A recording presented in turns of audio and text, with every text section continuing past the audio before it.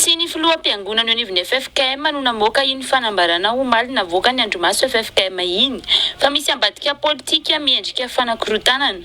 Ony nambarany governorany faritra Analamanga ery Rasoa Marimaka. Nambarany fa tsy eto an-toerana ny filoham-piangonana raraka ny fifampiantsona teo amin'izy ireo. Aloha maloha iny tsy le fanambarana FFKM. Tsy ny filoham-piangonana nanao an'iny tsy anazy iny. Alors rentany rendanitra tsy le filoham-piangonana nanao an'iny fa hitantsika ngany isan'le raha matoy iny mivoaka amin'ny haino aman-jery iza le olona ary tsy ny ankamaroany ireo filoham-piangonana rehefa nisy natsoina izy ireo tsy teto atoerana. Tahotra ny filatsahan'Andriamatoa Andry Rajoelina mandritra ny fifidianana izay atao ny volana Novambra izao no mahatonga ireo kandida miisa 10 ireo manaratsy ny Andriamatoa filoha Andry Rajoelina. Ony nambarany gobernora ery Rasoa Marimaka kanefa ny tokony hivondrona iray izy ireo raha te hifanandrina amin'ny filoha Andry Rajoelina fa tsy izarazara. Araka tenin'ny monsieur le ministre teo dia hoe efa nandray ny dosara hoe andao ilalao, efa nanaiky andao ilalao, efa nahazo numéro faly ery nahazo numéro zay niteneniny ary ny sasany hoe tsy antsony ny solution.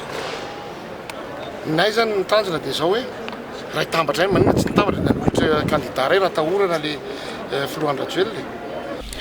Efa tsy nanomana sy tsy nivonina ao amin'ny fifidianana mihitsy ireo kandida miisa 10 ireo fa mbola mendraindra ny siny fiaraha-mitantana trano kanto mahatonga azy ireo mamboly korontana anankorotanana saim-bahoaka tsy siny ny fifidianana ony governoran'ny faritra Analamanga trany. Fa le zao efa tsy nanomana ireo olona reo raha tia ny vahoaka malagasy fantatra zany efa tsy nanomana fifidianana izy fa nanomana fiaraha-mitantana izay mafana azy io.